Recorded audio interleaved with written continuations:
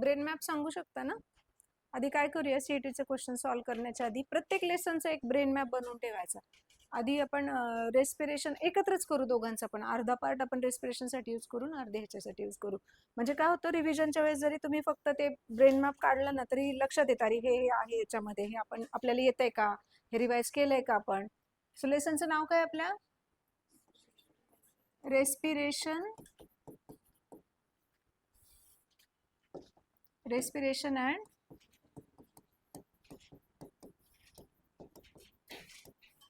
सात क्वेश्चन तरी सीईटीला ह्याच्यात नाही येणार.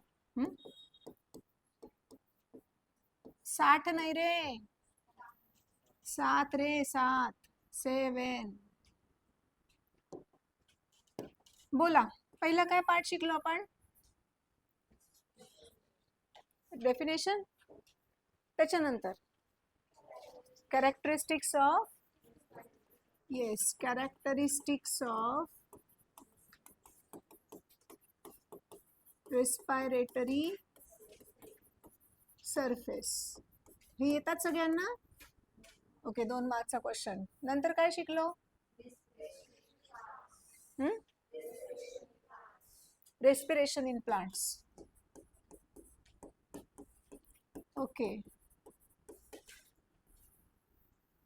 नंतर organisms and organs of respiration. सगळ्यात जेवढा चार्ट होता तो ऑर्गॅनिझम्स अँड ऑर्गन्स. पुढे कशामध्ये? प्लांट्स मध्ये, तो त्याच्यातच येणार, respiration in plants. Yes, human respiratory system. Human respiratory system. याच्यामध्ये स्ट्रक्चर कोणाचं डिटेलमध्ये बघितलं? नोजचं स्ट्रक्चर. येतं ना सगळ्यांना नोजचं स्ट्रक्चर? त्याच्यानंतर काय बघितलं? Mechanism of respiration. So mechanism of respiration मध्ये किती स्टेप्स आहेत? 4. पहिल्या स्टेपचं नाव काय आहे? सो पहिले लिहूया आपण, ब्रीदिंग. ब्रीदिंग मध्ये परत काय आहे? येस, इन्स्पिरेशन एक आहे आणि एक्सपिरेशन. इन शॉर्ट लिहिलं आता मी इथे. नंबर 2 वाली स्टेप कोणती आहे? External respiration. कुठे होतं? येस, अल्व्हिओलायच्या लेवलला जे होतं त्याला काय म्हणायचं? External respiration. नंतर इंटरनल रेस्पिरेशन म्हणजेच काय? बरोबर, टिश्यू लेवल नाही, transport of O2 and CO2. Internal रेस्पिरेशनलाच दुसरा क्वेश्चन असतो, explain the transport of O2 and CO2. चौथं सेल्युलर रेस्पिरेशन, ज्याच्यावरती सेपरेट लेसन आहे, सेल्युलर रेस्पिरेशन. अजून काय बघितलं पुढे? काय घेऊ आता? त्याला म्हणतात oxygen dissociation. Yes, oxygen dissociation curve. त्याच्यामध्ये किती इफेक्ट बघितले? 2 इफेक्ट बघितले. एक काय? Bohr's effect. Okay, Bohr's effect कोणत्या साईडचा शिफ्ट आहे? Yes, right shift is Bohr's effect. आणि दुसरा कोणता? Haldane's effect. कुठला शिफ्ट आहे? येस, हॅल्डेन्स इफेक्ट हा लेफ्ट शिफ्ट आहे. बोर्स आणि हॅल्डेन्स इफेक्ट. सो ते बोर्स इफेक्ट कोणत्या लेवलला ऑपरेट होतो? टिश्यू लेवलला. आणि हॅल्डेन्स इफेक्ट कुठे ऑपरेट होतो? अल्व्हिओलर लेवलला. येस, आता त्याच्यानंतर हॅमबर्गर्स फिनॉमिनन आहे ना? हॅमबर्गर, बर्गर आहे बघा, फिनॉमिनन. अजून त्याला काय म्हणतं? Herring brewers reflex. Herring brewer reflex. ह्याच्याशी रिलेटेड मग सगळं. पुढे अजून एक राहिलाय, रेस्पिरेटरी व्हॉल्यूम्स अँड कपॅसिटीज. तो चार्ट आहे ना एक, व्हॉल्यूम्स अँड कपॅसिटीज सगळ्या. आणि आता काय राहिलं शेवटचं? डिसीजेस, सगळे डिसीजेस, एवढं तुम्हाला रेस्पिरेटरी सिस्टीमचं यायला पाहिजे. समजलं? झालंय सगळं? काय राहिलंय? नाही? ओके. आता आता दुसरा पार्ट आहे हार्टचा. आता हार्ट मध्ये पहिलं काय बघितलं?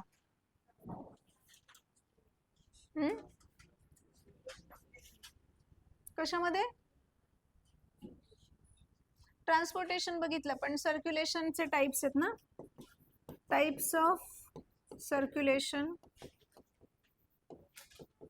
आपल्या पुस्तकात दोनच आहेत. एक कोणतं? सिंगल सर्क्युलेशन आणि डबल सर्क्युलेशन. दोन्ही बघितलेत ना, सिंगल आणि डबल. Next point. नाही नाही, हार्टचं नाही का लगेच? ओके, आधी composition of blood. Composition of blood. Composition of blood मध्ये किती टाइपचे ब्लड व्हेसल्स बघितल्या? ब्लड व्हेसल्स नाही, सॉरी, सेल्स. 3 टाइपचे सेल्स ना, आरबीसीज, डब्ल्यूबीसीज आणि प्लेटलेट्स. त्याचं डिटेल नाही लिहिणार आहे. आपल्याला माहिती आहे की मी आरबीसी वाचताना काय बघायचंय, डब्ल्यूबीसी वाचताना मला सगळे टाइप्स बघायचे आहेत. ओके. कंपोजिशन नंतर कुठे गेलो आपण? Human heart. हो की नाही? ह्युमन हार्ट सुरू झालं ना. ह्युमन हार्ट मध्ये पहिलं काय बघितलं? ह्युमन हार्ट मध्ये पहिलं बघितलं पेरिकार्डियम अँड हार्ट वॉल. बरोबर ना? 3 वॉल आहेत, पेरिकार्डियम अँड हार्ट वॉल. अजून काय बघितलं? External structure of heart. नंतर एक्सटर्नल स्ट्रक्चर ऑफ हार्ट. त्याच्यानंतर काय बघितलं? Internal structure of heart. हा चार्ट असं तुम्हाला पण बनवता यायला पाहिजे. Internal structure of heart. नंतर काय बघितलं? इथे लिहिलंय मी डबल सर्क्युलेशन खाली. झालं ना, ते डबल सर्क्युलेशनचे टाइप्स आहेत ना, हार्ट रेट, हार्टबीट, ते सगळं एकत्र टाकते. हार्ट रेट बघितलं, ब्लड प्रेशर बघितलं, त्याच्याशी रिलेटेड सगळं. मग टाइप्स ऑफ ब्लड प्रेशर कोणते आहेत हार्ट रेट मध्ये. नंतर पल्स प्रेशर आहे, सिस्टोलिक डायस्टोलिक प्रेशर आहे. अजून काय बघितली? Conducting system of heart. हां, अजून येस, इथे टाकते आता कार्डियक सायकल. कार्डियक सायकलचे किती इव्हेंट्स असतात? 3 इव्हेंट्स असतात. आता काय राहिलं? हां, ब्लड व्हेसल्स, त्याची हिस्टोलॉजी पण आणि डिफरन्स पण. हां, पुढे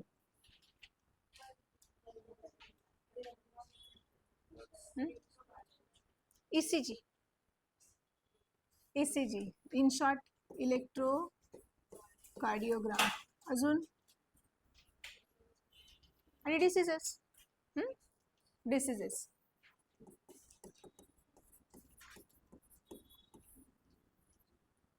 एवढं सगळं आपलं हेडिंग टाकले तर फक्त आपण थिअरी पॉइंट ऑफ व्ह्यू टाकले. सीईटी साठी नाही काढलंय हे आपण. थिअरी मध्ये एवढं सगळं आपल्याला या लेसनचं करायचं आहे. कळालंय? याच्या नंतर मी शेअर करते. आता आपण क्वेश्चन सॉल्व्ह करायला घेऊयात. डिसीजेस मध्ये कोणते कोणते डिसीजेस बघितले? हायपरटेन्शन. हायपरटेन्शन बघितलं का? अजून अंजाइना पेक्टोरिस बघितला, कॅड बघितला. कॅड म्हणजे काय? Coronary artery disease. Okay, CAD म्हणजे करोनरी आर्टरी डिसीज. चलो आपण सुरू करू आता आपला पार्ट.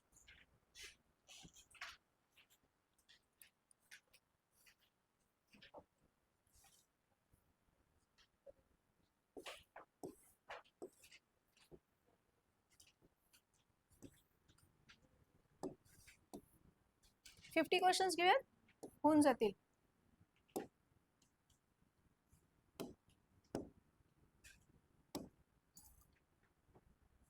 तुम्ही जसं सांगणार तसं मी मार्क करणार, मग मी एक्सप्लेन करेल. हे काय बघा, कार्डियक सायकल आत्ताच झालंय आपलं cardiac cycle. Okay, cardiac cycle काय असतं? कार्डियक सायकल म्हणजे events associated with single heartbeat is called as cardiac cycle, आणि त्याचा ड्युरेशन असतो 0.8 सेकंडचा. त्याचे 3 इव्हेंट्स असतात. पहिला ॲट्रियल सिस्टॉल, वेंट्रिक्युलर सिस्टॉल, वेंट्रिक्युलर डायस्टॉल. ओके, त्याचं ड्युरेशन पण माहिती आपल्याला. बघू याच्यात काय काय दिलंय, सगळंच दिलंय मला वाटतंय. जॉईंट डायस्टॉल किती सेकंडचा असतो? 0.4 सेकंडचा. 1 cardiac cycle 0.8 सेकंडचा. Atrial सिस्टॉल sorry diastole आहे 0.7 सेकंडचा, आणि वेंट्रिक्युलर डायस्टॉल 0.5 म्हणजे किती? 2. आन्सर काय? 3, 4, 1 D.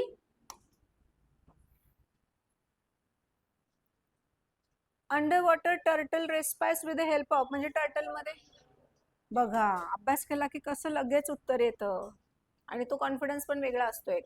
Which animal uses book lungs for respiration? Spider is there. Spider, yes. The volume of air inspired or expired during normal respiration is called. आत्ता जे चाललंय तुमचं ते नॉर्मल रेस्पिरेशन आहे. So volume, very good. काय म्हणायचं त्याला? Tidal volume. So इथेच आपण लगेच आहे ना त्याच्या व्हॅल्यूज लिहून टाकूया. टायडल व्हॉल्यूमची व्हॅल्यू किती आहे? 500 ml, 500 ml पर काय? पर ब्रीथ. मी 2 व्हॅल्यूज सांगितले ना तुम्हाला, आणि जर पर मिनिट विचारली तर ती किती येईल? 6000 टू 8000 पर मिनिट. युनिट विसरू नका, ml, मिलीलिटर्स. आणि कशी आली ही? आपण एका मिनिटाला 12 ते 16 वेळा ब्रीदिंग करतो. सो 12 पंचे 60 आणि 16 पंचे 80, त्याच्यामुळे 6000 ते 8000 आलं. आता याच्या बरोबर अजून कोणते व्हॉल्यूम शिकलोय आपण? हा व्हॉल्यूम शिकलोय इन्स्पायरेटरी रिझर्व व्हॉल्यूम शिकलोय, ज्याला आपण इन शॉर्ट काय लिहिलं होतं? IRV. एक्सपायरेटरी रिझर्व व्हॉल्यूम पण होता ERV. रेसिड्युअल व्हॉल्यूम पण होता RV, आणि हा चौथा व्हॉल्यूम होता, राईट? चला व्हॅल्यूज बोला मला फटाफट.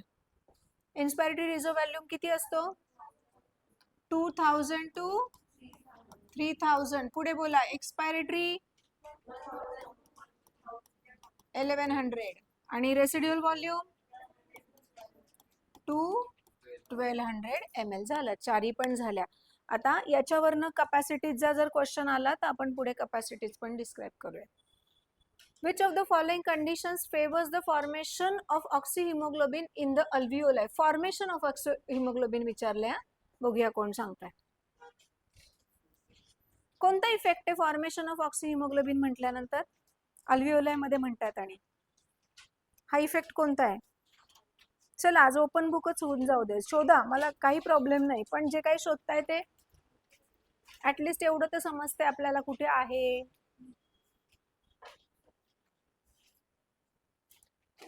एक काम करूया आपण, सी ऑप्शन आहे. बरं, एक मिनिट मार्क करूया आपण सी ऑप्शन. बरोबर आहे. आता इथे काय काय शिकलो आपण? 2 कर्व शिकलो, बरोबर. कोणते 2 कर्व शिकलो आपण? हे एक्स ऍक्सिस वरती काय असतं रे? पार्शियल प्रेशर ऑफ ऑक्सिजन असतं, आणि इथे काय असतं? पर्सेंटेज सॅच्युरेशन ऑफ हिमोग्लोबिन असतं. ओके, कशासोबत? ऑक्सिजन सोबत. किती सॅच्युरेशन होते ती व्हॅल्यू या साईडला असते. सो हा सपोज हा एस शेपचा सिग्मॉइड कर्व आहे. When it shifts to right and when it shifts to left. आता मी हा इकडे मी शिफ्ट दाखवलाय, हा शिफ्ट कोणता आहे? राईट शिफ्ट आहे. बघा एकच बघू आपण, त्याच्या अपोजिट दुसरे आपल्याला माहिती आहे. Right shift is called as Bohr's effect. Bohr's effect. Bohr's effect कोणत्या लेवलला ऑपरेट होतोय? Yes, it is operating at tissue level. So values काय काय चेंजेस होतात? पार्शियल प्रेशर ऑफ CO2 काय होतं?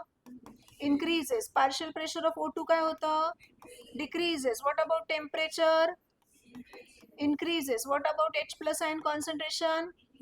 त्याच्यामुळे pH काय झाली? डिक्रीज झाली, आणि DPG ची व्हॅल्यू काय झाली? इन्क्रीज झाली. 2च व्हॅल्यू कमी होतात, तिकडे सुद्धा 2च व्हॅल्यू कमी होणार आहेत. ओके, आता याच्या अपोजिट जो लेफ्ट शिफ्ट आहे त्याला काय म्हणतो आपण? Left shift is called as Haldane's effect. Haldane's effect कोणत्या साईडला ऑपरेट होतो? कोणत्या लेवलला? अल्व्हिओलर लेवलला. ओके, जिथे ऑक्सिजनचं पार्शियल प्रेशर जास्ती असतं अल्व्हिओलर लेवलला. सो हे सेम व्हॅल्यू मी इकडे लिहिते, ह्याच्या व्हॅल्यू एक कलर वेगळा वापरलाय. पार्शियल प्रेशर ऑफ CO2 काय होतो? कमी होतो. O2 चा वाढतो. टेम्परेचर काय होतं? कमी होतं. H+ आयन कॉन्सन्ट्रेशन कमी झालं. pH काय झाली? वाढली. आणि DPG ची व्हॅल्यू डिक्रीज झाली. एक्झॅक्टली अपोजिट आहे. एकच कुठलं तरी लक्षात ठेवा, ऑटोमॅटिकली दुसरं तुमच्या लक्षात राहणार आहे. सो जाऊया आपण नेक्स्ट क्वेश्चन कडे. The structure that prevents food from entering the trachea during swallowing is called as? Yes, epiglottis. आता दोन क्वेश्चन विचारते. Covering opening of pharynx into esophagus is called gullet. Yes. आणि ट्रकियामध्ये ग्लॉटिस. आणि हे कोणाला कव्हर करतं? Glottis. Epiglottis cartilaginous flap आहे जो ग्लॉटिसला कव्हर करतो.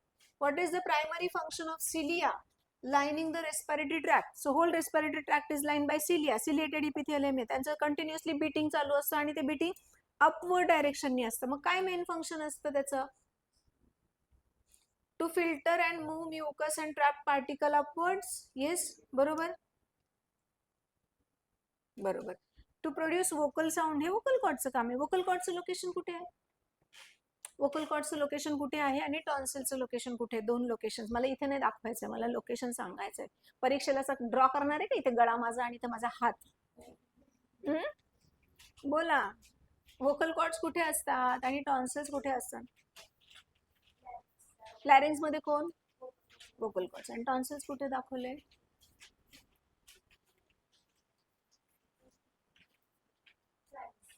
फॅरिंग्स मध्ये टॉन्सिल्स.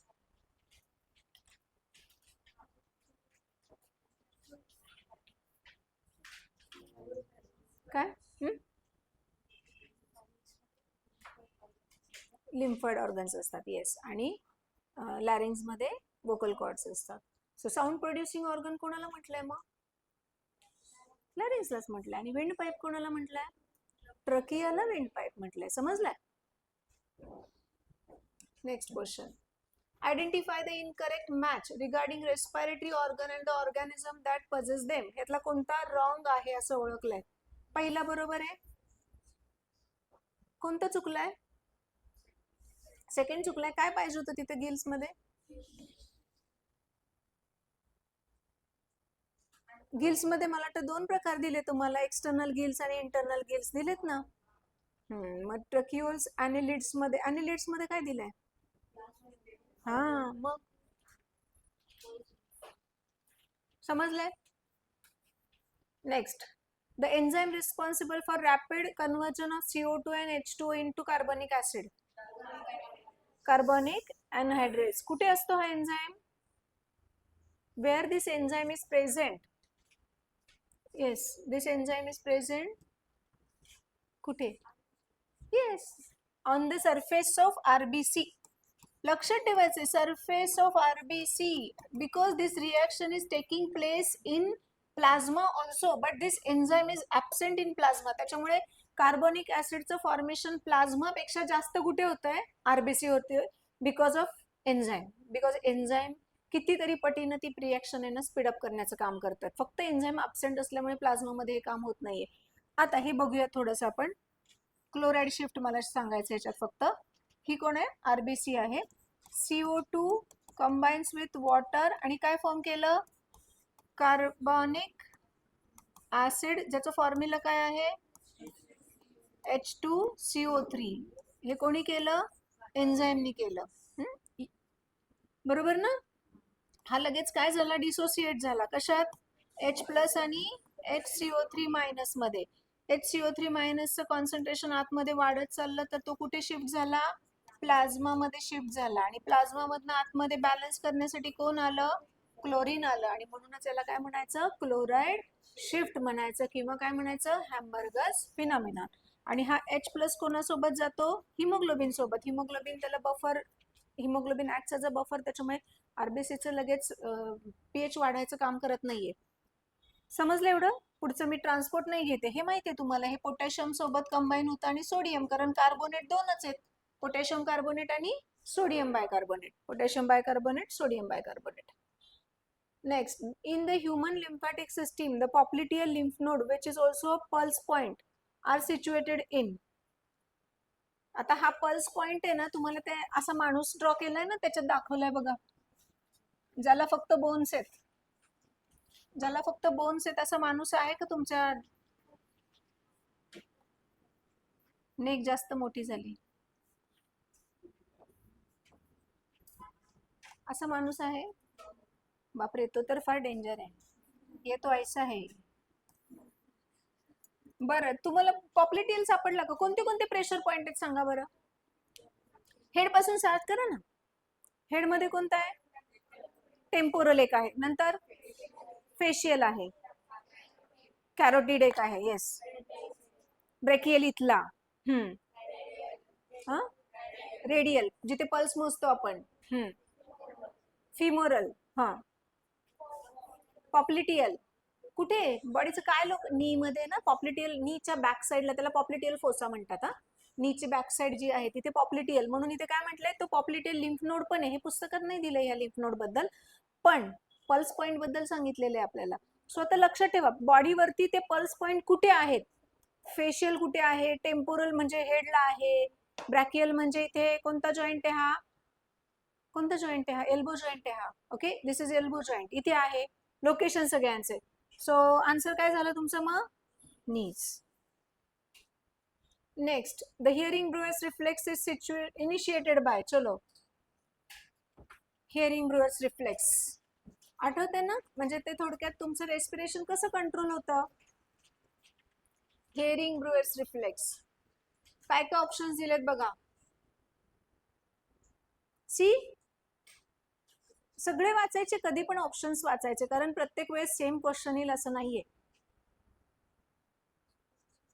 स्ट्रेच रिसेप्टर्सच आहे ना, हिअरिंग ब्रुअर्सचं स्ट्रेच रिसेप्टर्सच आहे in the lungs and airway detecting the lung inflation. So आपण बघूया थोडक्यात त्याचं आता काय होतं. lungs inflated, okay, lungs inflated to the maximum point. कोण जागे झाले? स्ट्रेच रिसेप्टर्स जागे झाले. त्यांनी मेसेज कोणाला पाठवला? एक्सपायरेटरी सेंटरला पाठवला, बरोबर ना. एक्सपायरेटरी सेंटरनी मेसेज कोणाला पाठवला? इनिबिटरी मेसेज पाठवला. कोणाला? Yes, inhibitory signals to inspiratory centre.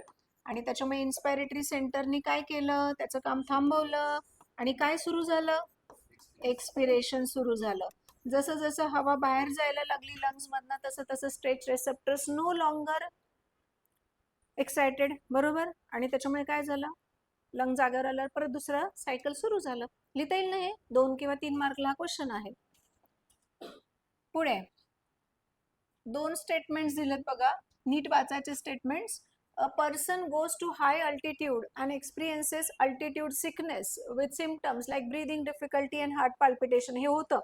तुम्ही लेह लडाखला गेले फिरायला, किंवा तुम्ही अजून हायर अल्टिट्यूडला वरती गेले जिथे ऑक्सिजनचं प्रमाण कमी असतं, त्यावेळेस आपण नॉर्मली ज्या भागात राहतो आणि तिथे एकदम आपण एका दिवसाचा चेंज होत होतो. सो तिथे पहिल्या दिवशी जर आपण गेलो, लँड झालो तिथे, तर होतं हे वॉमिटिंग होतं, काहींना गिडीनेस येतं, डिफिकल्टी इन ब्रीदिंग होतं, हे पण होतं, हार्ट पाल्पिटेशन पण होतं. आणि तिथे राहणाऱ्या लोकांचं जर तुम्ही बघितलं ना, नेहमी लक्षात ठेवायचं, हाय अल्टिट्यूडला राहणाऱ्या लोकांचा आरबीसी काउंट जास्ती असतो नेहमी, कारण ऑक्सिजन कमी असतो आणि मॅक्झिमम ऑक्सिजन घेण्यासाठी आरबीसी काउंट त्यांचा वाढलेला असतो. सो नॉर्मल येतो त्यांच्यासाठी, त्यांना कोणता डिसीज झालेला नाही, कारण ते कुठे राहतात?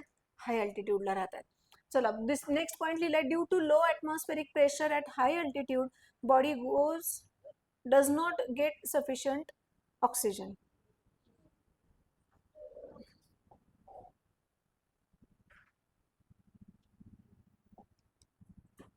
काय?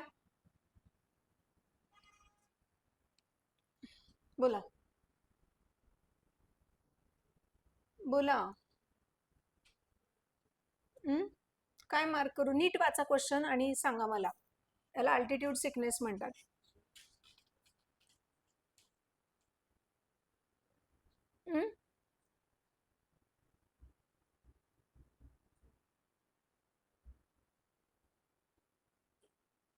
ए मार्क करू?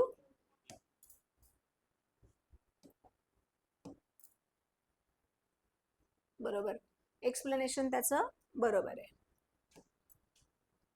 पुढे असं काय अमिताभ बच्चन समोर बसल्यासारखं वाटतंय का? हा, ते कौन बनेगा करोडपती. Which of the following animal phyla show closed blood vascular system apart from vertebrates? Close आपण दोन टाईपचे सर्क्युलेशन शिकलोय, ओपन सर्क्युलेशन आणि क्लोज सर्क्युलेशन. सो याच्यातला फायलम कोणता आहे? ज्याच्याकडे कोणतं विचारलं त्यांनी? क्लोज्ड ब्लड व्हॅस्क्युलर सिस्टीम आहे त्यांच्याकडे असं सांगितलंय. म्हणजे blood flows through closed vessels.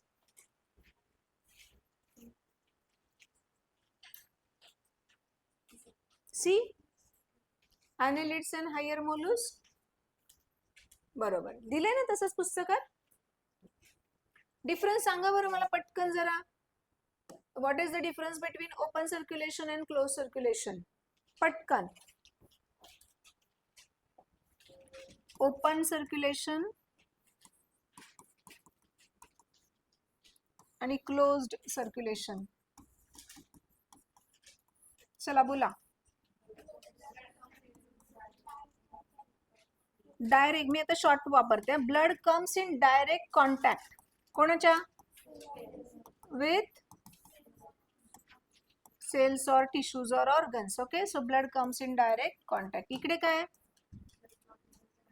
Blood flows through, blood does not come, असंच लिहिलं ना आपण. Okay, next point. Blood flows with low pressure, इकडे blood flows with high pressure. Next, respiratory pigment haemoglobin is present, absent, absent इकडे absent आहे आणि इकडे yes present. अजून blood flows through body cavities. Body cavities याच्या म्हणतात त्याला haemocoel म्हणतात बॉडी कॅव्हिटीजला. आणि इथे blood flows through closed vessels. याच्यातलं ब्लड क्लोज्ड वेसल्स मधनं फ्लो होतं आणि हे डायरेक्ट बॉडी कॅव्हिटीज मधनं फ्लो होतं. अजून काही आहे का? हा, इथे does not play any role in transport of gases आणि it has role in transport of gases. Yes, असंच आपण रिवाइज करणार. चलो next question. Which type of white blood cells differentiates into macrophages in tissues and is involved in phagocytosis of pathogens and cellular debris especially during chronic infection. सगळं डिस्क्रिप्शनच दिलेले त्यांनी. आपण WBC चे जे टाइप्स बघितल्या त्या आधी रिवाइज करू आपण, मग तुम्ही मला याचा आन्सर सांगायचंय. WBC आपण किती टाइपच्या बघितल्या? मेन दोन टाइपच्या बघितल्या. बघा इकडे WBC चे दोन टाइप्स. पहिला टाइप कोणता? ग्रॅन्युलोसाइट्स, मला फक्त न्यूक्लियस सांगताल तुम्ही. आणि दुसरं ग्रॅन्युलोसाइट्स. ग्रॅन्युलोसाइट्स मध्ये टाइप्स बोला बरं फटाफट. न्यूट्रोफिल्स, न्यूट्रो, ऍसिडो ऑल्सो कॉल्ड ॲज इओसिनो, आणि बेझोफिल्स ऑल्सो कॉल्ड ॲज सायनोफिल्स. ओके, लक्ष द्यायचं काय बोलतोय आपण. न्यूट्रोफिलचं न्यूक्लियस कसं आहे? इथे ड्रॉ करू. न्यूक्लियस कसं आहे? मल्टी लोब्ड आहे. हे असं ड्रॉ केलंय तुम्ही. मल्टी लोब 2 to 7 लोब्स असतात. आणि ग्रॅन्युल्स दाखवायला विसरायचं नाही. ग्रॅन्युलर म्हणताय तर ते ग्रॅन्युल्स दाखवायचे. ऍसिडोफिल्स मध्ये कसं असतं न्यूक्लियस? बायलोब्ड, बायलोब्ड हे असं दाखवायचं. Again show granules. आणि ह्याच्यातलं कसं असतं? ट्विस्टेड. हे आपण जरा असं दाखवूया.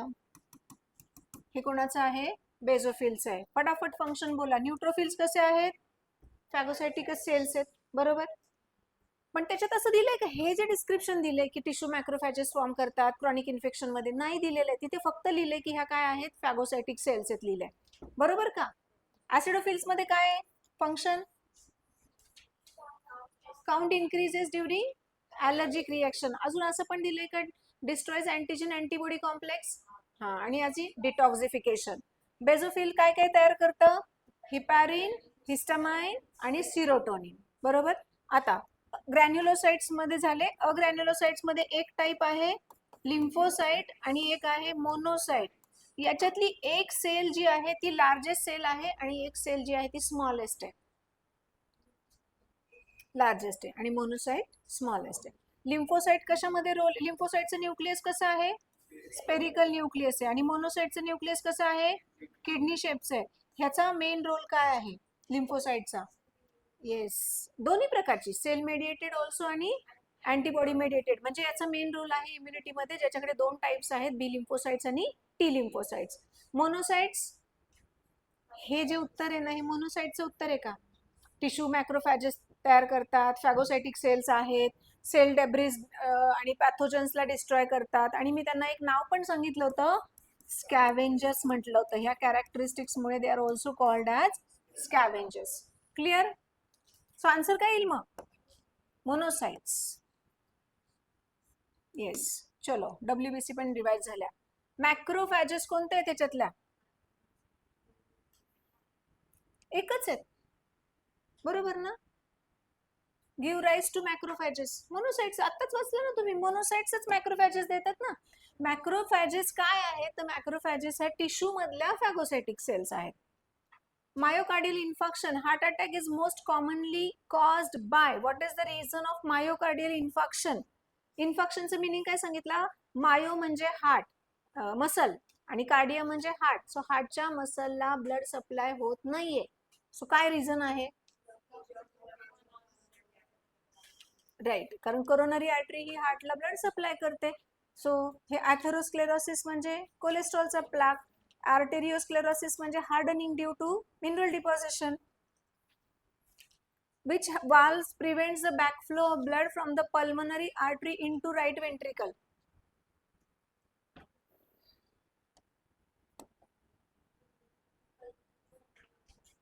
Huh? Pulmonary valves are also called as, काय दुसरं नाव देणार?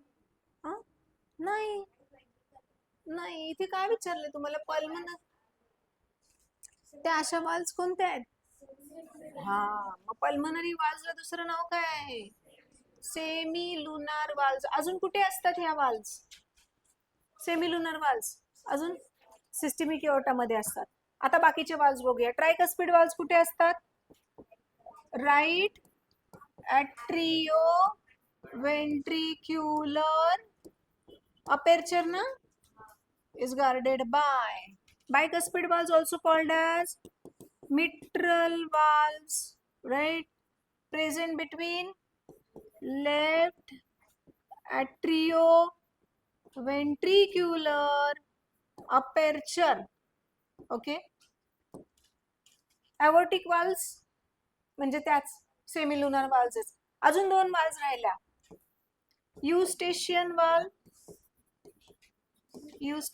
valve आणि थिबेशियन. सांगा बरं लोकेशन कुठे आहे? दिस इज इन इन्फेरियर वेना केव्हा and this is present in coronary sinuses. Parents आलेत का बघून येणार? म्हणजे जवळचेच एक पॅरेंट्स येणार होते. मुळे मुळे मुळे तुझं नाव सांगितलं त्यांनी मला. समजले वाल सगळ्या? सो याचा आन्सर पण समजलं. काय येईल आन्सर मग याचं? पल्मनरी वाल्व्स, बरोबर ना? ठीक आहे. Question number 18. Persistent high blood pressure is a major risk factor for which of the following condition? Persistent high blood pressure राहिलं तर काय होऊ शकतं याच्यातलं? वाचा बरं एकदा हायपरटेन्शन, त्याचा सेकंड पॅराग्राफ वाचा बरं. बाकीचे पॉसिबिलिटीज नाही आहेत का? पुस्तकात ना वाचा, पुस्तकात ना.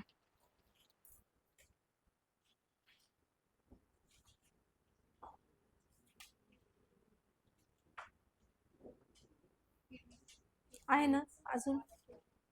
All of them. Yes, all of the above. कारण हार्ट अटॅक तर माहीतच आहे आपल्याला, किडनी फेल्युअर पण होणार आणि स्ट्रोक पण येणार. मॅच आत्ताच रिवाइज केले आपण, सांगाल पटकन.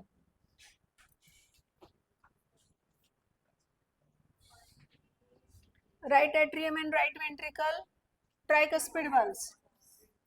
Left atrium end left ventricle, mitral valves. Right ventricle end pulmonary artery, pulmonary valves. आणि BADC. BADC होता ना, मग सी ऑप्शन कसं आहे? डी ना?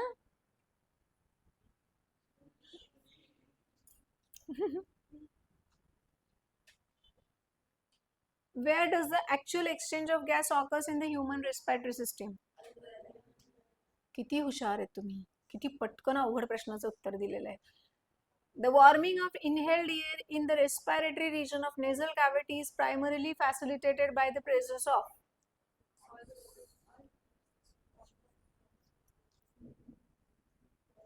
नीट वाचा.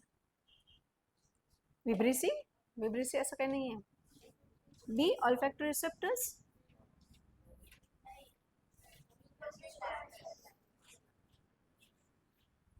नीट वाचा. मग ऑल्फॅक्टरी काय येईल तिथे, सेन्स ऑफ स्मेलचा रोल आहे ना त्याचा. Warming of inhaled air in the respiratory region of nasal cavity is primarily facilitated by the presence of. वाचा बरं तिथे जरा. सेकंड पार्टचं 3 पार्ट, नोटचे 3 पार्ट. चला 3 रिवाइज करूयात आपण. नोटचं स्ट्रक्चरच रिवाइज करूया. हे तुमचं नाक, ओके. हे असं तुमचं नाक. एक नाकपुडी मोठी झालेली आहे, चालतंय, काही होत नाही. हे कोणतं कार्टिलेज आहे? मेसेथमॉइड cartilage which divides the nasal cavity into right and left part. Whole nasal cavity is divided into 3 parts. First part चं नाव आहे vestibule. Second part चं नाव आहे respiratory किंवा conditioner, ओके. आणि थर्ड पार्ट आहे. मग आता पुस्तकातनं वाचायचंय, रेस्पिरेटरी पार्ट मध्ये काय लिहिलंय ते वाचायचंय. रेस्पिरेटरी पार्ट मध्ये हा, बिकॉज ऑफ हायली वॅस्क्युलर हा पार्ट एअरला वॉर्म किंवा मॉइस्ट करू शकतो, नॉट बिकॉज ऑफ म्युकस. बरोबर का? आहे का मग त्याच्यात हायली वॅस्क्युलर? मग इथे आन्सर काय येईल? आपण वहीत नाही लिहिलं का हे हायली वॅस्क्युलर पार्ट आहे म्हणून? हा, मग हा, चला लिहून मी दिलंय, लिहिलंय तुम्ही, तरी आठवत नाही. मॅच करा चला फटाफट.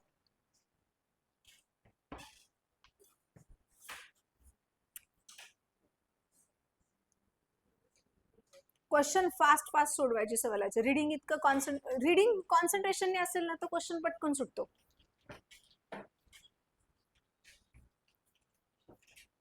कारण क्वेश्चन समजायलाच बऱ्याच वेळा क्वेश्चन इतके लेंदी असतात, वाचायला आणि समजून घ्यायलाच वेळ निघून जातो आपला. बरं, इम्फायझेमा म्हणजे काय? Emphysema is damaged alveolar wall and decrease respiratory surface. बरोबर का? Angina pectoris, acute chest pain. Glomerulonephritis, inflammation of glomeruli. Tetany, rapid spasm in the muscles due to low calcium in the body fluid. ते तुम्हाला येईल hormones मध्ये. काय option आला? बी, C, D, ए. बी, बी. Variety बघायची, question कसे विचारतात. Select the correct sequence of flow of lymph. हा, सांगू शकाल? चला सिक्वेन्स लावायचा आहे. लिम्फचा फ्लो कसा असतो?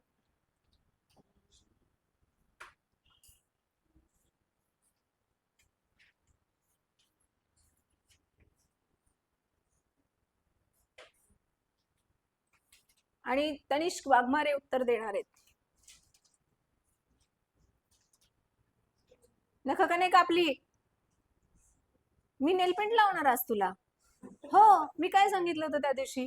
नख वाढवली की नेलपेंट. माझ्याकडे ते पण आहे, छान आहे, कलर छान आहे माझ्याकडे, एकदम लाईट कलर, दिसून पण नाही येत. चला बोला, पहिला काय येईल याच्यातला?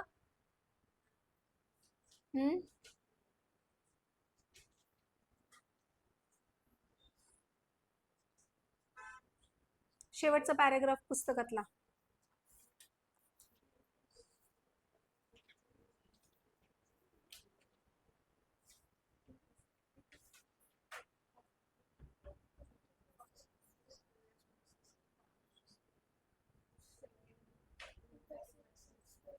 पहिलं काय येईल? Intercellular spaces. सेकंड काय येईल? lymphatic vessels. Number 3 veins, thoracic आणि बरोबर. नंतर वेन्स कडे हे तिसरं झालं ना, हे चौथं आणि हे पाचवं. मग काय ऑप्शन येईल? सी. एवढंच दिलेलं ना त्याच्यात, तुम्हाला फ्लो कसा होतो तेच सांगितलेलं आहे फक्त. About 60% saturation of hemoglobin with oxygen occurs at normal pH and partial pressure dash of oxygen as seen in Bose effect. दिलंय का? किती पर्सेंट सॅच्युरेशनचं पुस्तकात दिलेलं आहे बघा बरं. एक 90 to 95% एक असेल बघा, 50% सॅच्युरेशनचं पण असेल.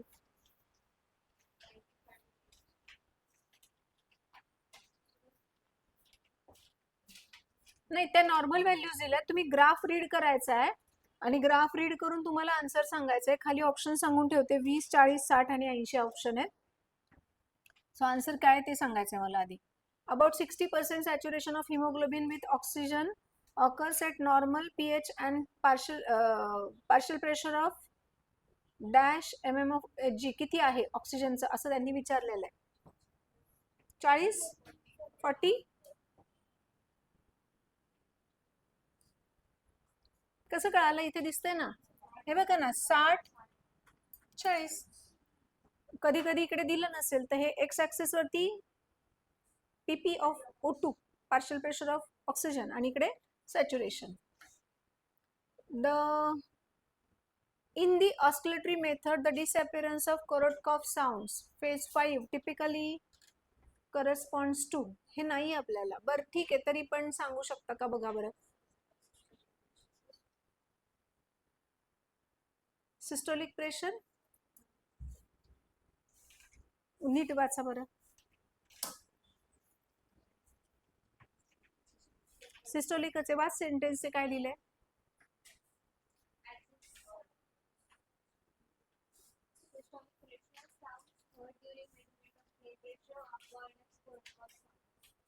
नाही, ते बरोबर आहे, क्वेश्चन वेगळा आहे. कोरटकॉफ साऊंड्स आपण सांगितलंय ते की त्या साऊंड्सला म्हणतात. त्यांनी काय विचारलंय? ऑस्कल्टेटरी. तुम्ही ज्या पद्धतीने बीपी मोजता ना त्याला ऑस्कल्टेटरी मेथड आहे ती. पाल्पिटेशन वेगळं, ऑस्कल्टेशन वेगळं.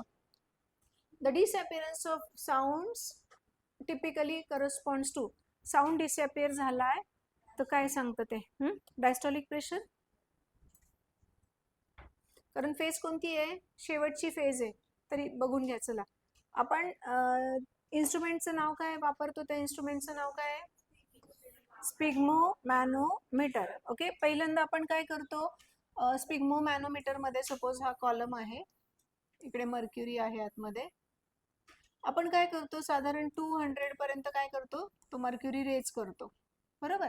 नंतर हळूहळू आपण काय करतो? रिलीज करतो. तो प्रेशर रिलीज करतो तेव्हा ज्या वेळेस आपल्याला ऐकू येतं तिथे प्रेशर काय असतं? सिस्टोलिक प्रेशर असतं. परत हा साऊंड हळूहळू हळूहळू कमी होतो आणि एका लेवलला तो बंद होतो. तो काय असतो? डायस्टॉलिक प्रेशर असतो. मग आता हे वाचूयात. In the auscultatory method, Korotkoff sounds are produced by the turbulent blood flow through a partially compressed artery.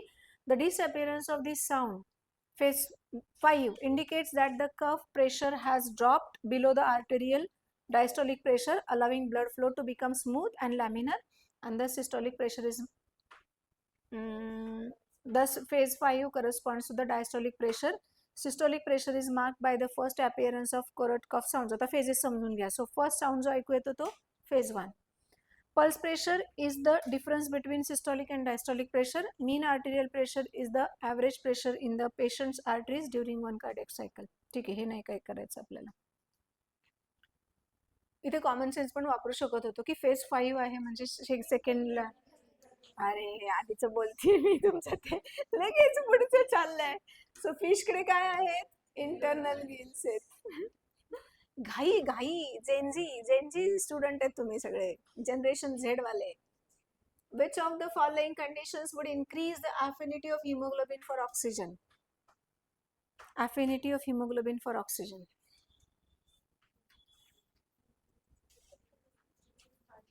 बघायला नाही लागलं पाहिजे.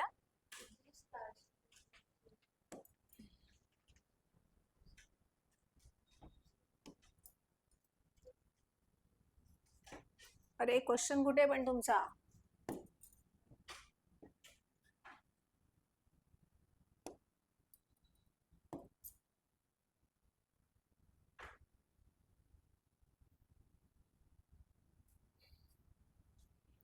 सांगा. Which statements correctly defines the hypertension?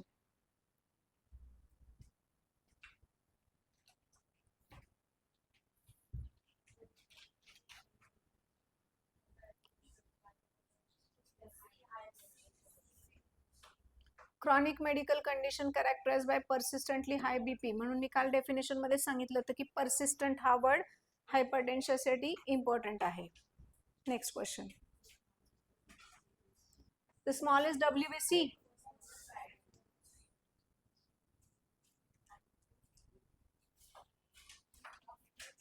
Chart मध्ये लिहिलं असेल सुरुवातीला बघा.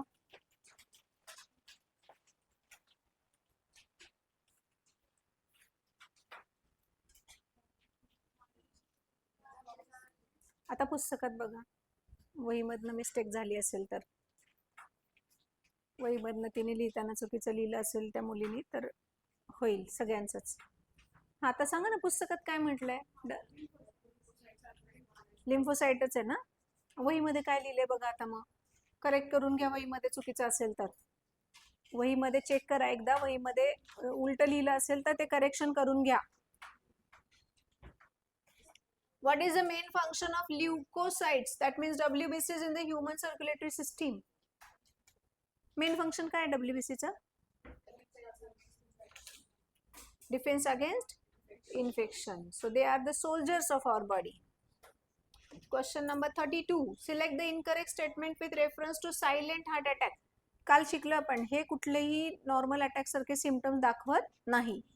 आणि हे कोणामध्ये जास्त असतात, मेल का फिमेल मध्ये? मेल मध्ये. Be not seen. Yes, not scene.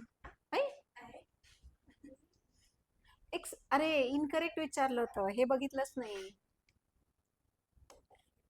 Incorrect विचारलं होतं म्हणजे याच्यातलं एक स्टेटमेंट रॉंग होतं, त्याच्यासाठी लागू पडत नव्हतं. तुम्ही एक्झॅक्टली तेच सांगितलं. हे आहे ना पेशंट फेस डिस्कम्फर्ट आहे, also known as silent myocardial infection. बरोबर. नॉट विचारलं. Extreme chilling. चिलिंग म्हणजे काय? थंडी वाजून येणे. Chilling. Healthy adult human typically has platelet count. पटकन लाखात आहे, लाखात 2.5 to 4.5 lakhs. आरबीसीचा काउंट सांगा मला मेल मधला. RBC count 5.1 to 5.8 millions per cubic mm. आणि फिमेल मध्ये 1 to.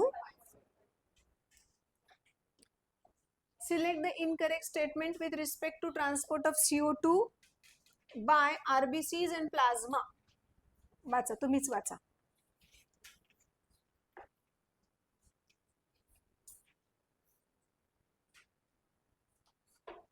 पहिलं बरोबर आहे का? About 7% of CO2 is transported in dissolve form in RBC.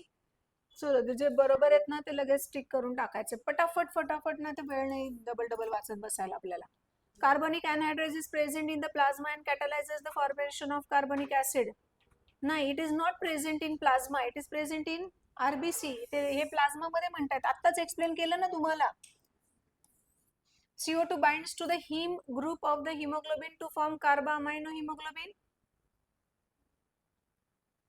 कार्बामाइनो haemoglobin 3 formation सांगितले तुम्हाला. ऑक्सिजन बरोबर CO2 सोबत आणि कार्बन मोनॉक्साइड सोबत, असे 3 बघितलेत आपण.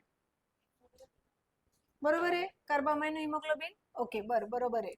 Bicarbonate ions formed in RBC diffuses into the plasma causing chloride shift. Bicarbonate ions from the RBCs diffuse into the plasma. ते बायकार्बोनेटचेच आयन्स आहेत ना, HCO3 मायनस. कशाचे आयन्स आहेत ते? बायकार्बोनेटचेच आयन्स आहेत बाळांनो. मग ते डिफ्यूज होतात का प्लाझ्मा मध्ये आणि क्लोराइड शिफ्ट कॉज करतात का? करतात ना. का मग कन्फ्युजन होत आहे? In the light of above statement choose the correct answer.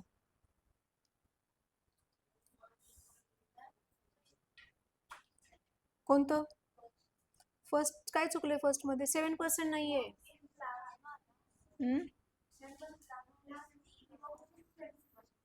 हा, इथे किती पाहिजे? 23 पाहिजे. बोला मग आता. कोणते ओळखायचे? इनकरेक्ट ओळखायचे. इनकरेक्टच ओळखायचे. बरोबर ना? फर्स्ट सेकंड करेक्ट नाही सांगितलेले, इनकरेक्टच सांगितले. एक मिनिट, मग अशी इथे पण अजून एक स्टेटमेंट मार्क केलं होतं ना रे. हे वाचा, वाचा वाचा काय ते सांगा मला. तिथे आरबीसी बरोबरचा ट्रान्सपोर्ट मध्ये बघा, इंटरनल स्टेटमेंट वाचा पूर्ण, कशासोबत कंबाईन होतं. आणि इथे ज्यांनी काय म्हटलंय, हिम ग्रुप बरोबर CO2 नाही कंबाईन होत, ऑक्सिजन कंबाईन होत असतो. ओके, वाचा. ऑक्सिजन मध्ये दिलंय की नाही बघा, त्याच्यात हिम पार्ट सेपरेट दिलाय, वाचा. आरबीसी मध्ये, ऑक्सिजन मध्ये, ट्रान्सपोर्ट मध्ये. पुस्तकातनं वाचत जा, हे लाईन पिक स्टेटमेंट्स पुस्तकातनं वाचत जा, कारण नोट्स लिहिताना थोडेफार बदल आपण करतो. त्याच्यात लिहिलेले बघा, त्याच्यात आयन किती आहे, त्याच्यामुळे एक हिमोग्लोबिन किती ऑक्सिजनचे मॉलिक्युल्स कॅरी करू शकतो, आणि मग त्याच्या पुढे हे पण दिलेलं आहे की हिमोग्लोबिन कशासोबत कंबाईन होतो, दिलंय. ऑक्सी हिमोग्लोबिन आहे, पण हिम सोबत आहे ना, दिलंय ना, नाही दिलं? बघू का पुस्तक बाळा.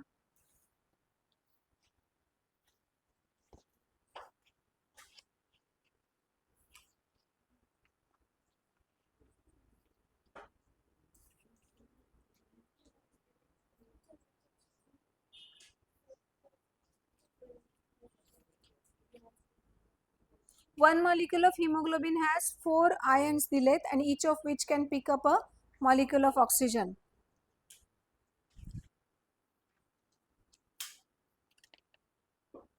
ते नाही दिलेलं आहे, हिम पार्ट असं सेपरेट नाही दिलेलं आहे.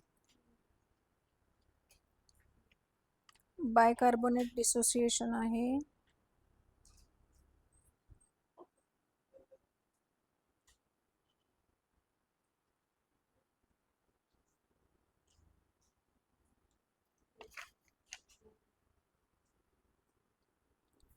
माकडांनो, काय वाचता रे तुम्ही? पेज नंबर 160 वरती वाचा बरं.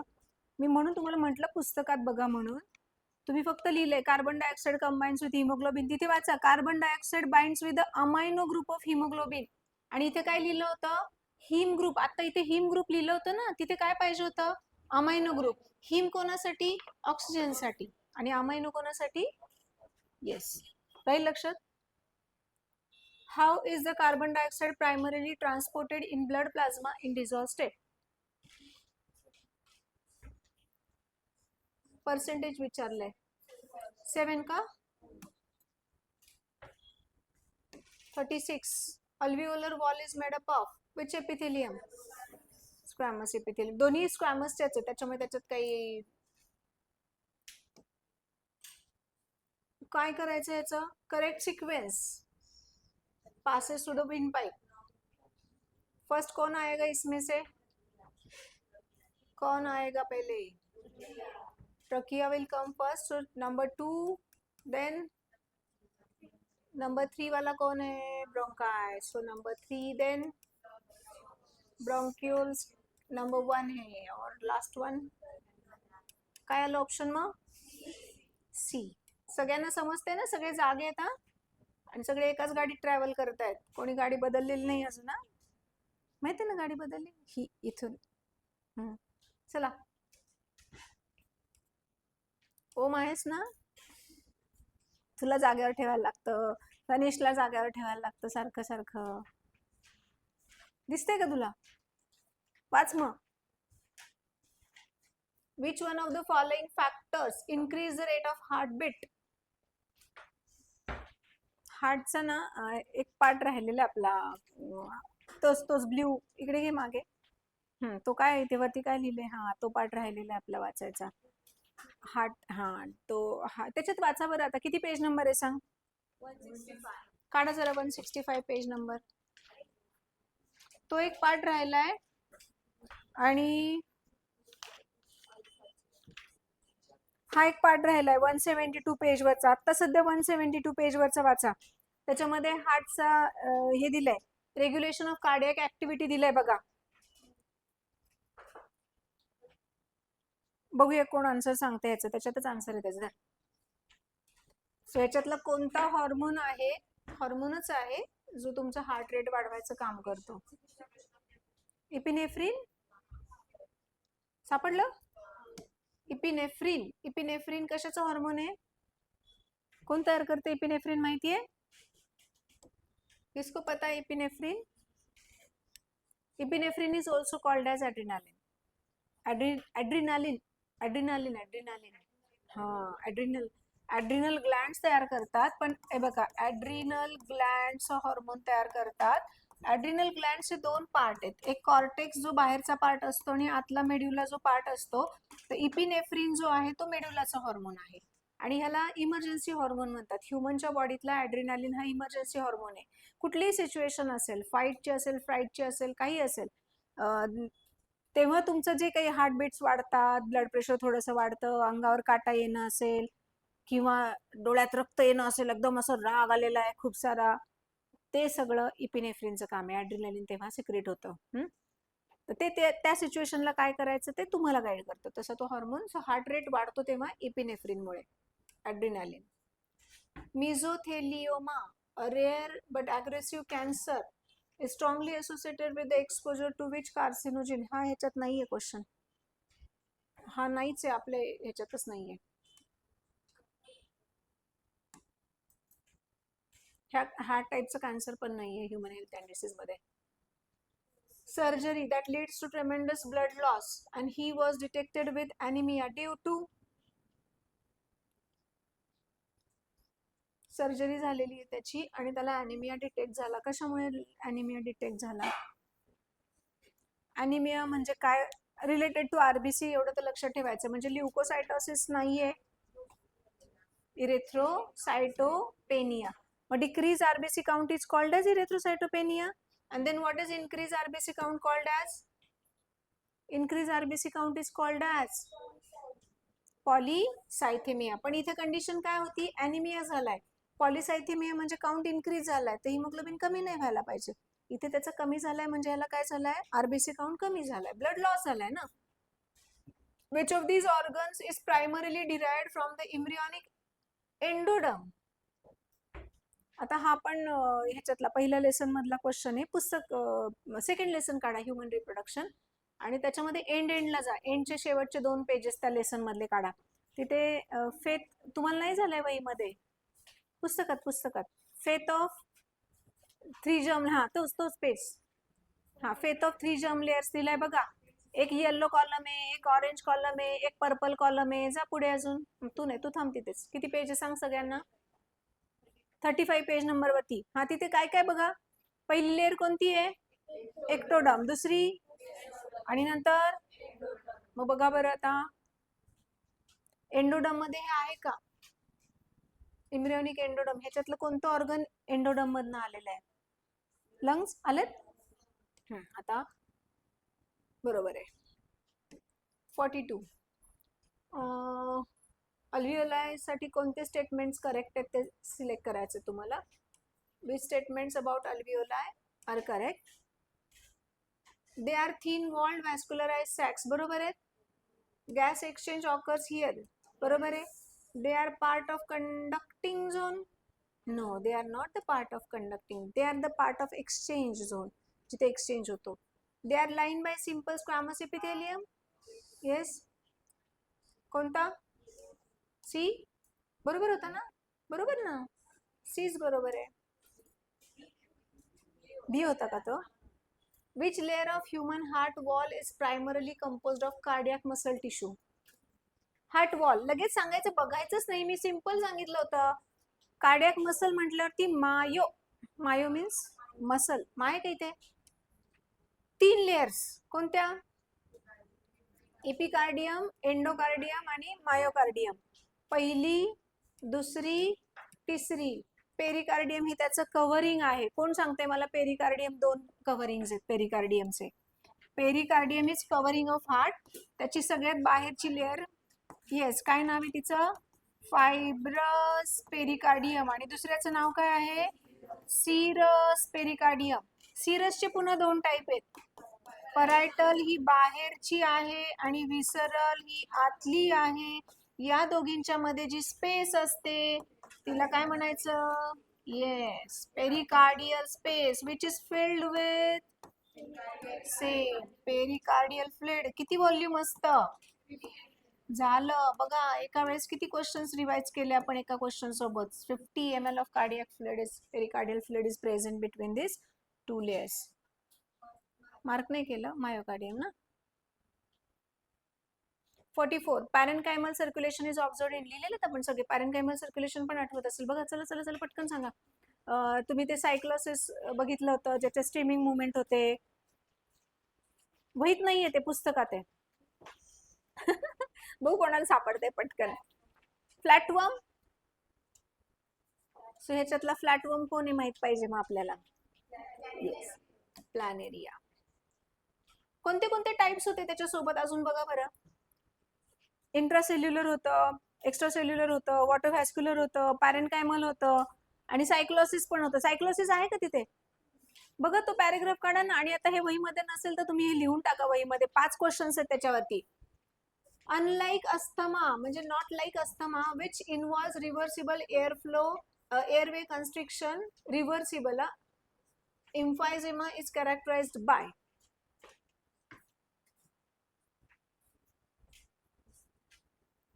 Asthma which involves reversible airway constriction. Asthma मध्ये रिव्हर्सिबल आहे म्हणजे जे कन्स्ट्रिक्शन झालेलं असतं ते पुन्हा जागेवरती येऊ शकतं.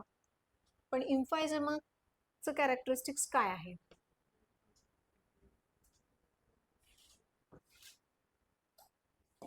परमनंट डॅमेज अल्व्हिओलामध्ये, म्हणून इथे अनलाईक म्हटलंय. अस्थमा मधले चेंजेस रिव्हर्सिबल आहेत पण इम्फायझेमा मधनं जे चेंजेस होतात अल्व्हिओलामध्ये ते कायमस्वरूपी त्याचं डॅमेज करतात. So destructive changes.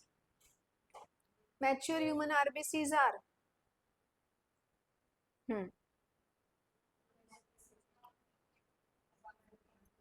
biconcave to increase surface area. Select the incorrect match with respect to respiratory surface or organ. Nasal cavity mesothelioma. Incorrect ओळखायचा. Trachea C-shaped cartilage, terminal bronchioles. Yes. Nasopharynx है ना. Epiglottis तिथे नाहीये ना. इकडे कुठे nasopharynx? Which one of the following symptom is not observed in asthma? Periodic wheezing आहे का? Wheezing आहे ना. Constriction of bronchioles होतं.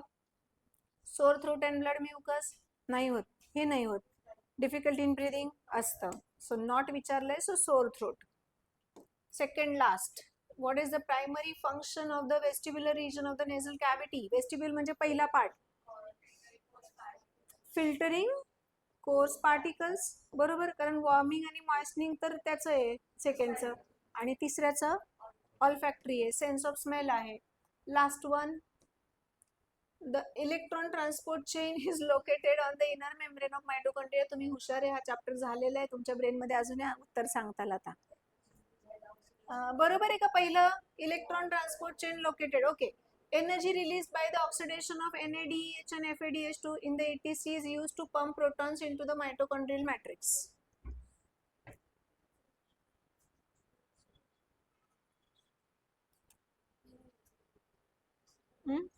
Peter Mitchell hypothesis is second statement.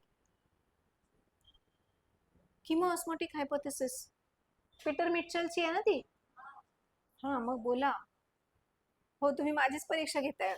मी हो बरोबर आहे मॅडम, तुम्ही सांगताय हो. Both are correct. चला बघा, both are not correct. Statement 1 is correct, ते तर माहित होतं आपल्याला. पण इथे विचारलं energy release by oxidation of NADH2 and FADH2 in the ATS is used to pump protons into the mitochondrial matrix. कुठे होतात मग हे? इनर. ती स्पेस आहे ना त्याच्यात होतात. आउटर स्पेस, आउटर चेंबर मध्ये. आउटर चेंबर मध्ये होतात, त्याच्यात नाही होत. ठीक आहे. किती वेळात झाले बघा? जवळजवळ 1 तास घेतला 50 क्वेश्चन साठी.